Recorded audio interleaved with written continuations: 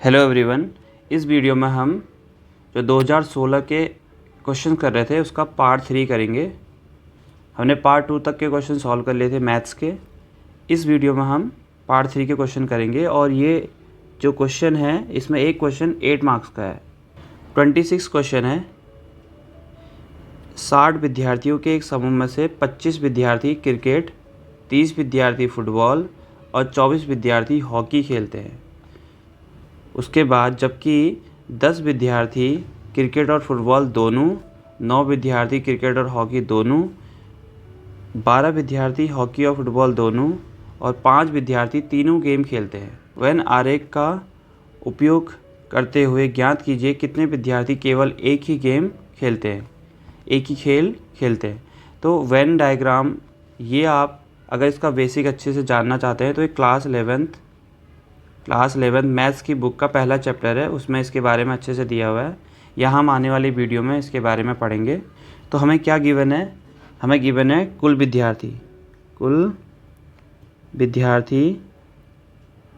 विद्यार्थियों की संख्या। ये हमको पता है कितने है, 60 है। और क्या दिया है? क्रिकेट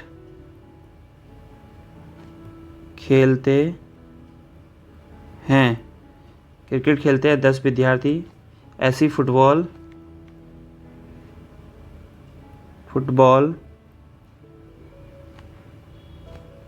खेलते हैं 30 विद्यार्थी।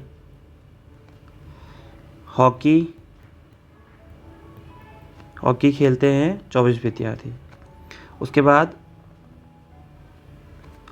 यहाँ पे दिया है कि क्रिकेट और फुटबॉल दोनों खेलते हैं 10 विद्यार्थी। तो इसको मैं अगर क्रिकेट को C लिख दूँ, फुटबॉल को F लिख दूँ और हॉकी को H लिख देता हूँ, तो यहाँ पे लिखेंगे क्रिकेट प्लस फुटबॉल दोनों को खेलने वाले विद्यार्थी की संख्या कितनी है? 10। ये लिखा है। उसके बाद क्रिकेट और हॉकी दोनों को खेलने वाले विद्यार्थी की संख्या 9। तो क्रिकेट प्लस हॉकी को खेलने वाले कितने हैं? 9। और हॉकी और फुटबॉल खेलने वाले, हॉकी प्लस फुटबॉल खेलने वाले विद्यार्थी हैं 12। और एक और चीज़ दी है, 5 विद्यार्थी तीनों गेम खेलते हैं। तो 5 विद्यार्थी cricket plus hockey plus football तीनों खेलने वाले 5 है। क्रिकेट और फुटबॉल खेलने वाले दोनों खेलने वाले 10 विद्यार्थी हैं। क्रिकेट और हॉकी खेलने वाले 9 हैं। हॉकी और फुटबॉल खेलने वाले 12 हैं। और क्रिकेट, हॉकी एंड फुटबॉल तीनों खेलने वाले 5 है। तो इसको आप एग्ज़ाम में पूरा प्रॉपर लिखेंगे कि फुटबॉल और क्रिकेट खेलने वाले दोनों विद्यार्थियों की संख्या 10 है, क्योंकि क्वेश्चन 8 मार्क्स का है। तो अब इसका वेन डायग्राम बनाते हैं। वो कैसे बनेगा? एक सर्कल बना लेते हैं क्रिकेट के लिए। ये हमने क्रिकेट का सर्कल बना लिया। दूसरा सर्कल बना लेते हैं किसी और के लिए, जैसे हॉकी का बना लेते हैं। ये हॉकी का हो गया। और एक तीसरा बना लेते हैं जो हो जाएगा फुटबॉल के लिए। ये फुटबॉल का हो गया। तो हमने पहले वाले को बनाया है, ये क्रिकेट का है तो इसको C लिख देते हैं, ये क्रिकेट लिख देते हैं। और दूसरा हॉकी, तीसरा फुटबॉल। अब यहाँ पे सबसे पहले जब भी वेन डायग्राम बना रहे होते हैं तो तीनों में क्या कॉमन है उस वाले से स्टार्ट करेंगे, फिर 2 में जो कॉमन है उसको ले लेंगे, फिर जो 1 में कॉमन है, 1 मतलब वो सिंगल है, उस पर लिखेंगे। तो सबसे पहले हम तीनों में कॉमन देखेंगे। तो तीनों में कॉमन क्या है? तीनों में कॉमन ये रहा, क्रिकेट, हॉकी और फुटबॉल में तीनों में कॉमन है 5। और यहाँ पे जो तीनों में कॉमन एरिया है वो कौन सा है? ये वाला जो एरिया है ये इसका और हॉकी और क्रिकेट का है। ये वाला जो एरिया है वो है क्रिकेट और फुटबॉल का। और ये वाला जो एरिया है वो है हॉकी और फुटबॉल का। और ये जो एरिया यहाँ पे दिख रहा है ये तीनों में कॉमन है, ये तीनों में कॉमन है, तो ये तीनों के लिए हो जाएगा। तो हम यहाँ पे लिख लेंगे तीनों में कॉमन कितना है? 5। तो यहाँ पे हम 5 डाल देंगे। अब फिर देखो यहाँ पे लिखा है कि क्रिकेट और फुटबॉल में कॉमन है 10। तो क्रिकेट और फुटबॉल कहाँ है? ये है क्रिकेट का सर्कल, ये है फुटबॉल का सर्कल। तो क्रिकेट और फुटबॉल में 10 कॉमन है, तो 5 तो हमने ऑलरेडी लिख दिए, तो 10 थे टोटल। तो यहाँ पे 5 लिखेंगे। फिर से ध्यान रखना यहाँ पे 10 नहीं लिखना है, क्योंकि हमने 5 ऑलरेडी इसमें कवर कर लिया है। ये जो सर्कल का ये कॉमन एरिया आ रहा है इन दोनों का, इसमें 5 ऑलरेडी लिखा हुआ है। ये 5 इसी वाले पार्ट में आ रहा है, इस वाले में। ठीक है, तो 5 ऑलरेडी लिख दिया तो 5 लिखेंगे। तो ऐसे ही देखो क्रिकेट और हॉकी में दोनों में कॉमन एरिया में 9 स्टूडेंट ऐसे हैं जो दोनों गेम खेलते हैं। 5 तो ऑलरेडी लिखा है, तो यहाँ पे कितना आएगा, 4 आ जाएगा। ऐसे ही हॉकी और फुटबॉल देखेंगे, हॉकी और फुटबॉल इसमें कॉमन 12 हैं और 5 हमने पहले से लिख दिए, तो कितने बचेंगे, 7। तो हमने ये लिख लिया। उसके बाद ये बचे हुए एरिया पे लिखना है। अब वो कैसे लिखेंगे, वो लिखने के लिए यहाँ देखना है। क्रिकेट खेलते हैं 10 क्रिकेट खेलते हैं और उस 10 में, सॉरी ये 10 नहीं था, ये था 25। ये लिखा है ना 25, तो ये 25 था। तो यहाँ पे क्रिकेट खेलने वाले स्टूडेंट की संख्या है 25, 25 बच्चे हैं। तो इसमें 25 वाले इस क्रिकेट का सर्कल देखो, इसमें क्या है, 5 5 10 और 4 14 स्टूडेंट तो ऑलरेडी कवर है इसमें। तो कितने बचेंगे इस सर्कल में, 25 माइनस 14, ये बच जाएंगे 11। तो यहाँ पे क्या लिखेंगे हम, 11। ठीक है, अब दूसरा वाला है हॉकी का। हॉकी में कितने हैं, टोटल 24 है और यहाँ कितने कवर हो गए, ये है 7 5 12, 12 और 4 16। तो यहाँ बचेगा 8, तो हम यहाँ पे लिख देंगे 8। उसके बाद फुटबॉल में टोटल है 30 और यहाँ कितने कवर हो गए, टोटल है 30 और यहाँ कितने कवर हो गए, 7 और 5 12 और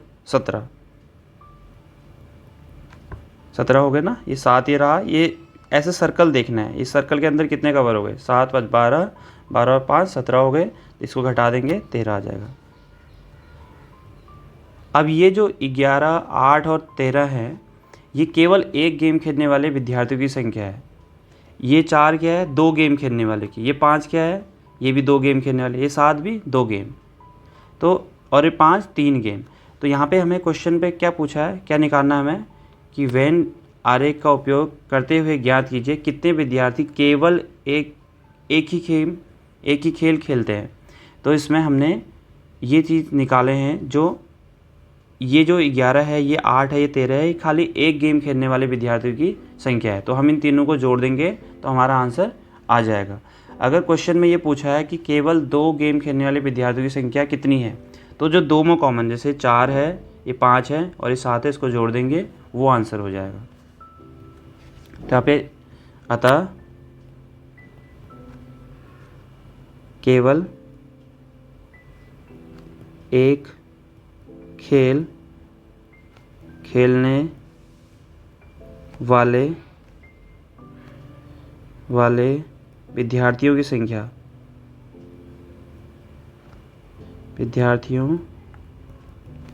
की संख्या बराबर 11 + 8 + 13। इन तीनों को जोड़ देंगे तो 11 और 8 19 हो जाएगा, 19 और 13 32 हो जाएगा। ठीक है, तो ये हमारा हो जाएगा आंसर।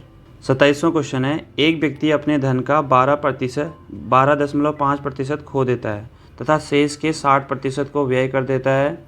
कुल धन का कितना भाग अब उसके पास बचा है? यदि इस बचे हुए धन का वह 8% साधारण ब्याज की वार्षिक दर से बैंक में 2 वर्ष के लिए जमा कर देता है, तो उसे 2 वर्ष बाद 2030 मिलते हैं, 2030 रुपये मिलते हैं।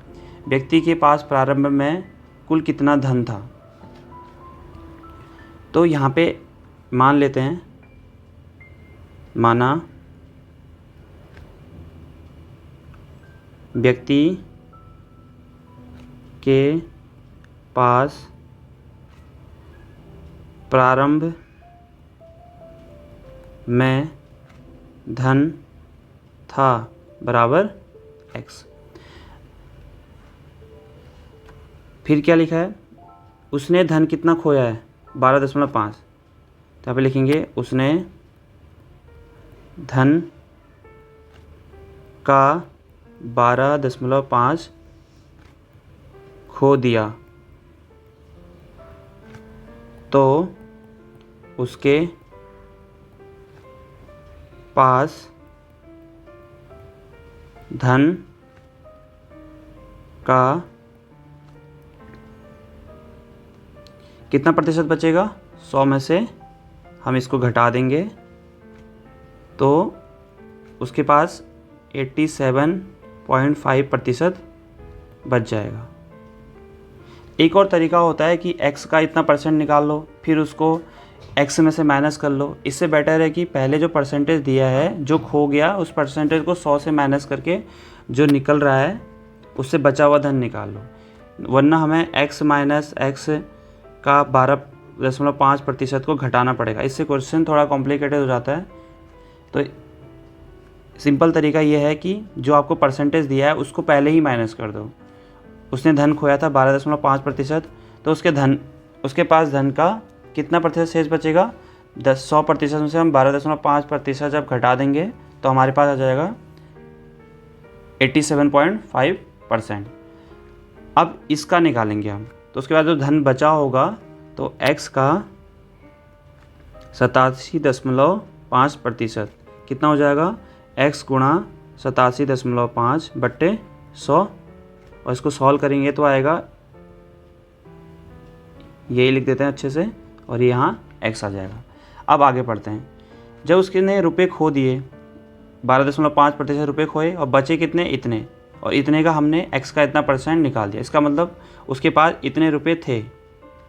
अब इस रुपये से उसने क्या किया? शेष के 60% को उसने व्यय किया, मतलब इतने रुपये उसने स्पेंड कर दिए, खर्च कर दिए। तो इसका हम क्या निकालेंगे? 60% निकालेंगे। तो यहाँ पे लिखेंगे 87.5 बट्टे 100 x का उसने 60% व्यय कर दिया। अगर उसने 60% व्यय कर दिया तो उसके बाद कितना बचा होगा? 100 में से अगर 60 घटाएंगे तो कितना प्रतिशत बचा होगा? 40% उसके पास बचा होगा। तो हम यहाँ पे लिखेंगे, तो उसके पास 87.5 x बट्टे 100 का 40% बच गया। ठीक है ना? अगर उसने 60% खर्च कर लिया है तो 40% बचा होगा। तो अब हम इसका 40% निकालेंगे। तो 87.5 बट्टे 100 x का 40%, तो क्या होगा इसका 40%? 87.5 बट्टे 100 x गुणा 40 बट्टे 100। इसे कैंसिल कर देंगे, 2 से करेंगे तो 2 दूनी 4, 2 पंचे 10, 5 सत्ते 35 और अब बचा 25 हो जाएगा। अब ये बचा 17.5 गुणा 2 करेंगे तो 17.5 गुणा 2 करेंगे, यह आएगा 350, और यहाँ पे दशमलव है तो ये यहाँ पे दशमलव लगा देंगे, तो हमारे पास आएगा 35, और ये x रहा, x बट्टे ये वाला 100। हम चाहें तो इसको और काट सकते हैं, 5 से काटेंगे, 5 सत्ते 35 हो जाएगा, और नीचे 15 10 0, तो आएगा 7x बट्टे 20। ये हमारे पास उसके पास सॉल्व करके जो उसके बाद धन बच गया है वो रहा ये। अब उसने इस पैसे का क्या किया? उसने इस बचे हुए धन का 8% ब्याज, साधारण ब्याज की वार्षिक दर से बैंक में 2 वर्ष के लिए जमा कर दिया, और 2 वर्ष बाद उसे 2030 रुपये मिले। अब यहाँ पे ध्यान रखना है कि 2030 रुपये हैं, वो ब्याज नहीं है, वो है मिश्र धन, मतलब ब्याज को जोड़ने के बाद उसको पूरा रुपये मिले। तो हम जानते हैं साधारण ब्याज का फॉर्मूला क्या होता है? साधारण इससे पहले वीडियो में भी किया था हमने। साधारण ब्याज का फॉर्मूला होता है, ये ब्याज है, ये मिश्र धन नहीं है, तो वो होता है मूलधन प्लस गुणा दर गुणा समय बट्टे 100। और जो मिश्र धन होता है, मिश्र धन वो होता है मूलधन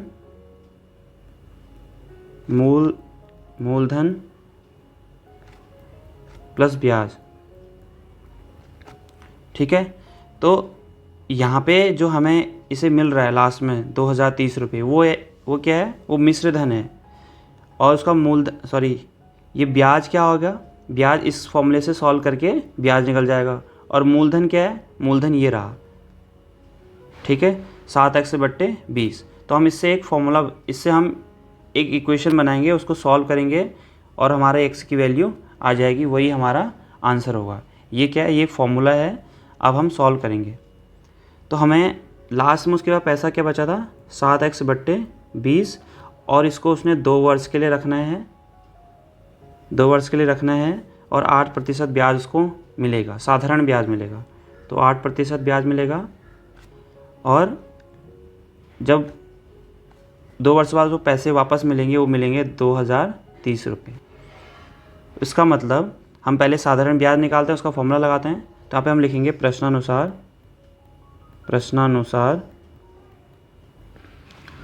उसका मूलधन क्या है, ये रहा जो लास्ट में पैसे बचे। तो ये रहे 7x/20 गुणा दर होता है ना उसके फॉर्मूले में, दर कितना है 8%, तो उसको 8 लिख देंगे, गुणा उसके बाद समय है 2 साल के लिए उसने रखा, बट्टे 100। मैंने बोला ये जो उसका लास्ट में उसको पैसे मिले वो है मिश्र धन, क्योंकि ब्याज और मिश्र धन कैसे निकलता है, ब्याज, साधारण ब्याज प्लस मूलधन। मूलधन क्या है, ये देखो, ब्याज प्लस मूलधन। मूलधन क्या है, ये रहा मूलधन। तो इसको भी लिखेंगे 7x/20 बराबर मिश्र धन। तो मिश्र धन यहाँ कितना मिला उसको, जो टोटल मिश्र धन मतलब मिश्र होके, ब्याज मिश्र होके उसको जो पैसा मिला है, तो ये रहा 2030 रुपये उसे मिले। अब हम इस वाले को सॉल्व करेंगे, x की वैल्यू निकालेंगे, वही हमारा आंसर हो जाएगा। तो इस 20 को नीचे शिफ्ट कर दो, तो यह जाएगा 7x × 8 गुणा 2 बट्टे 20 गुणा 100 प्लस 7x/20 बराबर ये रहा ऐसा। इस 2 से इसको कट करेंगे, ये आएगा 10। फिर 2 से कट करो, ये आएगा 4, ये आएगा 5। उसके बाद ये आ जाएगा 7x गुणा 4 बट्टे 5 और 100 500 प्लस 7x/20। चाहो तो इसको और कट कर सकते हो, लेकिन 20 और 500 का एलसीएम तो 500 हो जाएगा, तो इसलिए हमें सॉल्व करने में आसानी होगी, इसलिए मैं आगे यहाँ पे कट नहीं कर रहा।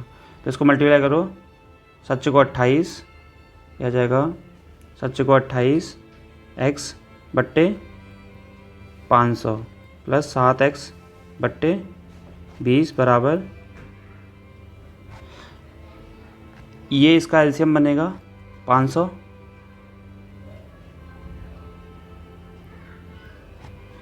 क्योंकि 20 के पहाड़े में भी 500 आ जाएगा। 500 एलसीएम हो गया, तो ये आएगा 28x, ऊपर वाला ऐसे ही रहेगा, प्लस अगर 20 के पहाड़े में 500 मतलब 20 से अगर 500 को डिवाइड करेंगे तो कितना आएगा, 25 दूना 50 होता है, तो 25 बार चला जाएगा। तो उस 25 से 7 को मल्टीप्लाई कर लेंगे, 25 × 7 175 आ जाएगा, और इतना लिख देंगे बराबर। अब इसको सॉल्व करते हैं, तो ये x रहा, इसको जोड़ेंगे तो 8 × 5 = 13, यह आएगा 203, और ये आ गया नीचे 500। तो कभी कभी हम क्वेश्चन सॉल्व सही कर रहे हैं कि नहीं कर रहे हैं, इससे ही पता चल जाता है। हमने यहाँ पे 203 दिया है, और ऑलरेडी यहाँ पे देखो 203 यहाँ पे दिख रहा है, और ये 0 है, तो इससे ही आसानी से कट जाएगा। इसका मतलब हम कहीं ना कहीं सही कर रहे हैं क्वेश्चन। तो यहाँ पे x बचेगा, और ये रहा, इस 500 को हम इधर शिफ्ट कर देंगे, गुणा 500 बट्टे ये इधर x के साथ 203 गुणा हो रहा है, तो उधर जाके डिवाइड हो जाएगा। इससे इसको कट करूँगा, तो ये आ जाएगा 10, तो x बराबर आ जाएगा 10 को 5 से गुणा करेंगे तो 5000। तो उसके पास स्टार्टिंग में 5000 रुपये थे, ये हम लास्ट में लिख देंगे। अतः हमने जो लाइन ऊपर लिखी थी शुरू में, व्यक्ति के पास प्रारंभ में धन था बराबर 5000, कितना था 5000, तो ये हमारा इसका आंसर हो गया। अब 28 क्वेश्चन क्या है, एक आयत की लंबाई अगर 5 मीटर कम कर दी जाए और चौड़ाई अगर चौड़ाई 3 मीटर बढ़ा दी जाए तो उसका क्षेत्रफल 9 वर्ग मीटर कम हो जाता है। अगर उसकी लंबाई 3 मीटर बढ़ा दी जाए, चौड़ाई 2 मीटर बढ़ा दी जाए और उसका क्षेत्रफल 67 वर्ग मीटर स्क्वायर बढ़ जाता है। आयत की लंबाई और चौड़ाई ज्ञात कीजिए। जो चीज़ ज्ञात करनी है उसे मान लो। तो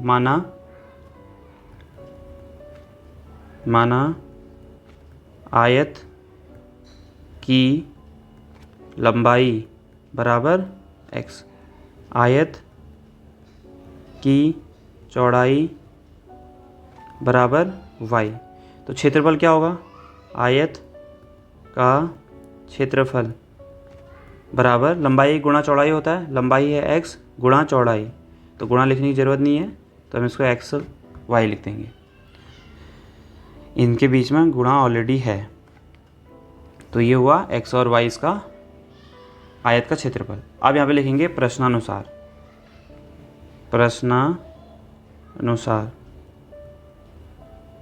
पहली कंडीशन क्या है, या शर्तानुसार, पहली शर्तानुसार लिख सकते हैं। पहली शर्त क्या है? लंबाई 5 मीटर कम कर दी जाए। तो लंबाई को अगर हम 5 मीटर कम करते हैं, यह लंबाई 5 कम कर लेते हैं, ठीक है। और फिर बोल रहा है अगर चौड़ाई को 3 मीटर बढ़ा दी जाए, चौड़ाई को 3 मीटर बढ़ा दी जाए तो 3 जोड़ देंगे। फिर बोल रहा है कि इसका क्षेत्रफल 9 वर्ग मीटर कम हो जाता है। तो क्षेत्रफल क्या है? ये रहा x और y, और कितना कम हो जाता है? 9 वर्ग मीटर, तो 9 हो गया। इसको सॉल्व कर दो। इसका मल्टीप्लाई इधर करेंगे x का, इन दोनों में, फिर 5 का करेंगे। तो x से y को करेंगे xy, प्लस x से 3 को करेंगे तो 3x, माइनस 5 से करेंगे तो माइनस का 5y, और माइनस प्लस माइनस हो जाएगा तो 15 आ जाएगा, बराबर xy 19। और देखो ये xy है, ये भी xy, दोनों पॉजिटिव हैं। इधर आएगा तो माइनस हो जाएगा, इससे बेटर इसको यहीं कट कर देते हैं। ये पूरा कट हुआ है, ठीक है। तो यहाँ से बचेगा हमारे पास 3x माइनस 5y माइनस 15, और इस 9 को उधर भेजेंगे, प्लस का 9 बराबर 0। यह आएगा 3x माइनस 5y, और इसको हम माइनस कर देंगे तो हो जाएगा माइनस का 6 बराबर 0। ये हमारा इक्वेशन 1 हो गया। अब सेकंड शर्तानुसार या प्रश्नानुसार लिख सकते हो। सेकंड क्या है? वो कह रहा है अगर उसकी लंबाई 3 मीटर बढ़ा दी जाए और चौड़ाई 2 मीटर बढ़ा दी जाए, लंबाई को 3 मीटर बढ़ा दी जाए और चौड़ाई को भी 2 मीटर बढ़ा दी जाए, 2 मीटर बढ़ा दी जाए, तो उसका क्षेत्रफल 67 वर्ग मीटर बढ़ जाता है। तो जो क्षेत्रफल है वो कितना बढ़ जाता है? 67, यही लिखा ना, ठीक है। अब क्या करेंगे? मल्टीप्लाई कर देंगे अंदर, तो यह आ जाएगा x से y को करूँगा तो xy, x से 2 को करेंगे तो 2x, फिर 3 से करेंगे तो प्लस का 3y, और 3 से 6 को करेंगे 3 दूना 6, बराबर xy प्लस 67। ये दोनों कैंसिल हो जाएंगे। यह आएगा 2x प्लस 3y प्लस 6, ये 67 इधर आएगा तो माइनस का 67 बराबर 0, और यह आ जाएगा 2x प्लस 3y, इसको माइनस करेंगे तो माइनस 61 बराबर 0। ये इक्वेशन नंबर 2 हो गई। तो हमारे पास 2 इक्वेशन निकल गई है, पहली ये रही, दूसरी ये रही, और इन दोनों को सॉल्व करेंगे तो x और y की वैल्यू मिल जाएगी, और x और y की वैल्यू ही हमारी लंबाई और चौड़ाई है। तो जब भी 2 इक्वेशन होती है, उनको सॉल्व करने का तरीका होता है कि इनमें से कुछ तो सेम होना चाहिए। ये 3x है तो ये भी 3x होना चाहिए। अगर ये 5y है तो ये 3y है, अगर ये 5y है तो ये भी 5y होना चाहिए। तो इन दोनों को सेम बनाने का तरीका सिंपल है। अगर मैं 3x को 2 से गुणा कर देता हूँ तो 6x आ जाएगा। तो अगर 2 से गुणा कर रहा हूँ तो पूरी इक्वेशन में करूँगा, और यहीं बस 3 से गुणा करूँगा तो इसमें भी पूरे इक्वेशन को करूँगा। तो 3 से जब 2 को गुणा करूँगा तो ये भी 6 आ जाएगा, दोनों सेम आ जाएंगे, और फिर इन दोनों को हम घटा देंगे। तो घटाने के बाद x हमारा एलिमिनेट हो जाएगा। इसको क्लास 10th में बोलते थे विलोपन विधि। क्लास 10th की तीसरे चैप्टर में ऐसे इक्वेशन को सॉल्व करने का तरीका है। उसमें 3 मेथड होते हैं, एक प्रतिस्थापन विधि है, एक विलोपन विधि है एलिमिनेशन, और एक क्रॉस मल्टीप्लिकेशन, तो वज्र गुणन विधि भी है, उससे भी हम सॉल्व कर सकते हैं। तो इसमें हम एलिमिनेशन मेथड से सॉल्व कर रहे हैं। तो अगर मैं इसको 2 से गुणा करता हूँ, समीकरण 1 में 2 से गुणा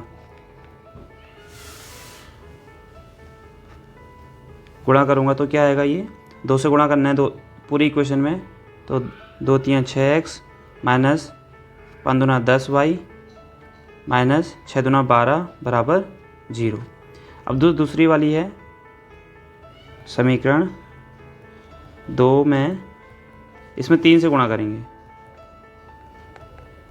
तो 3 दूना 6x प्लस 3 तिया 9y, इससे इधर गुणा करेंगे, 3 एकम 3 6 तिया 18 बराबर 0। इसका गुणा ही 3 का गुणा पूरी इक्वेशन में करते हैं। तो अभी दो इक्वेशन बन गई और इसमें कुछ ना कुछ सेम है। देखो ये दोनों सेम बन गए, इसी सेम बनाने के लिए ही हमने गुणा किया था। अब इन दोनों इक्वेशन को हम माइनस करेंगे, तो यहाँ पे लिखेंगे समीकरण, इसको हम ले लेते हैं 3rd इक्वेशन, इसको ले लेते हैं 4th इक्वेशन। समीकरण 3 माइनस समीकरण 4, तो माइनस कर रहे हैं तो यहाँ पे सीधे यहीं पे कर दे रहा हूँ मैं माइनस। जब भी कभी माइनस करते हैं तो इनके साइन चेंज हो जाते हैं, तो ये माइनस हो जाएगा, ये प्लस का माइनस हो जाएगा, माइनस का प्लस हो जाएगा, तो ये 6x में 6x माइनस होगा तो 0 हो जाएगा।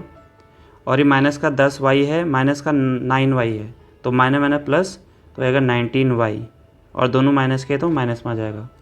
और ये है 12 और ये है प्लस का 183, ये प्लस का है, तो प्लस का 183 से 12 माइनस करेंगे तो आएगा 171, तो ये आ जाएगा प्लस का बराबर 0। तो ये हो गया माइनस का 19y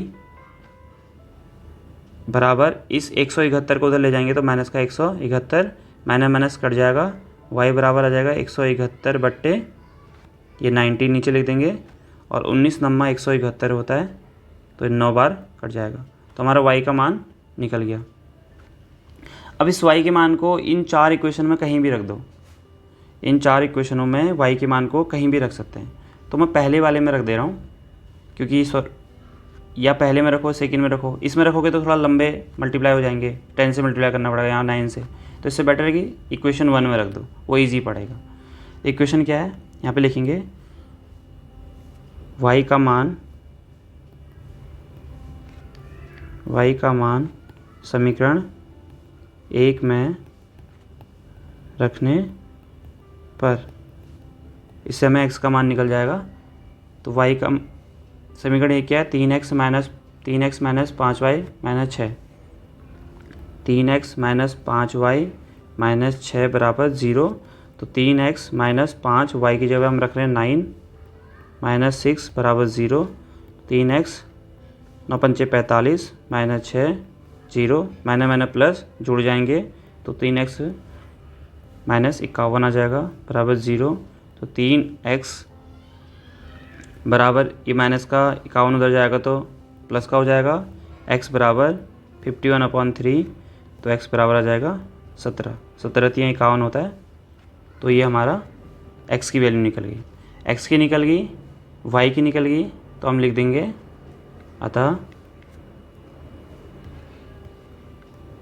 अतः आयत, जो हमने शुरू में माना था उसको हम कंप्लीट कर देंगे। अतः आयत की लंबाई बराबर 17 और आयत की चौड़ाई बराबर 9। तो आयत की लंबाई बराबर 17, आयत की चौड़ाई बराबर 9। तो हमारे 2 आंसर आ गए। इसको एक चीज़ ध्यान रखना है, जब भी आप 17 और 9 लिख रहे हैं तो यहाँ पे हमें मीटर पे दिया है, स्क्वायर मीटर दिया है, तो हम इसे भी मीटर में लिखेंगे। तो यहाँ पे ध्यान रखना है, ये जो भी लिखेंगे इसे मीटर में लिखेंगे, क्योंकि ये यूनिट है, इसे लिखना ज़रूरी है। तो ये हो गया हमारा इसका आंसर। तो इस वीडियो में इतना ही है, अगली वीडियो में हम और सारे क्वेश्चन सॉल्व करेंगे।